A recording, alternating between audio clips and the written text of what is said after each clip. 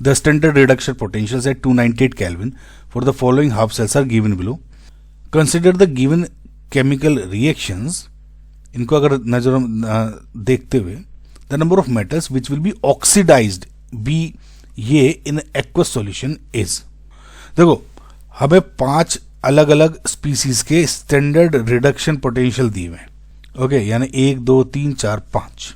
हमें पता करना है कि कितने मेटल्स हैं जो डाइक्रोमेट आयंस यानी ये से ऑक्सीडाइज्ड हो जाएगा जब रिएक्शन एक्वस सॉल्यूशन में हो.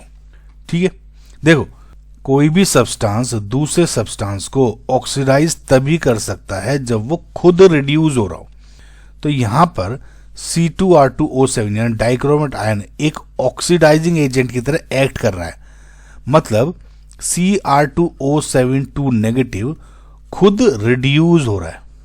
ठीक है, अब रिड्यूस किस पे होगा, यानी इसका ई नोट क्या +1.33. अब देखो बच्चों, इजी सा एक रूल देखो.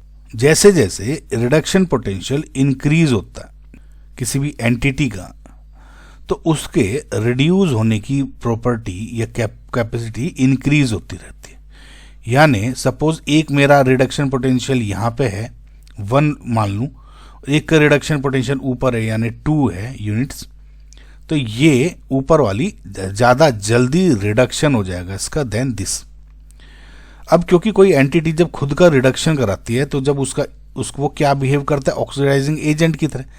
यानी जैसे जैसे रिडक्शन पोटेंशियल इंक्रीज हो रहा है उन एंटिटीज की रिडक्शन होने की चांसेस इंक्रीज होते रहते हैं और उनके ऑक्सीडाइज होने एजेंट होने के बिहेवियर भी बढ़ता रहता है.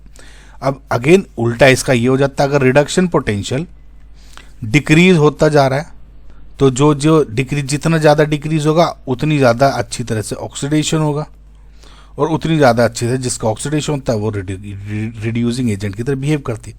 तो कुल मिला के ये है, आप इन सब को अरेंज कर दो. अब सपोज ई नोट ये डाइक्रोमेट आयन का ये हो गया 1.33 volt reduction potential Cr2O7 negative का. जो एंटिटी ऊपर होंगी वे तो क्या करेंगी, खुद रिड्यूस होंगी, इसको ऑक्सीडाइज कर देंगी. जो एंटिटी नीचे होंगी वे आसानी से ऑक्सीडेशन में आ जाएंगी, यानी इसका आराम से रिडक्शन हो जाएगा. अब इनको अरेंज करते हैं. 1.33 के बाद यहाँ पे क्या है -0.04V. तो -0.04 कितना क्या है, ये हो गया 3+, ठीक है, Fe2 Fe3+ ऐसे हो जाएगा. फिर आ रहा है -0.25, तो ये भी -0.25 यहाँ गया किसका, Ni2 का. उसके बाद 0.80 है 1.33 लेकिन इससे कमी है, तो यहाँ में क्या कर सकते हो, ये हो गया 0.80V. ठीक है, अगेन ये किसका है, Ag+ यानी Ag2 Ag+, इसका ऑक्सीजन हो जाएगा. और जो ऊपर कौन सी बची 1.40 वोल्ट इकलौती, यानी ये Au3+, इसका रिडक्शन हो जाएगा.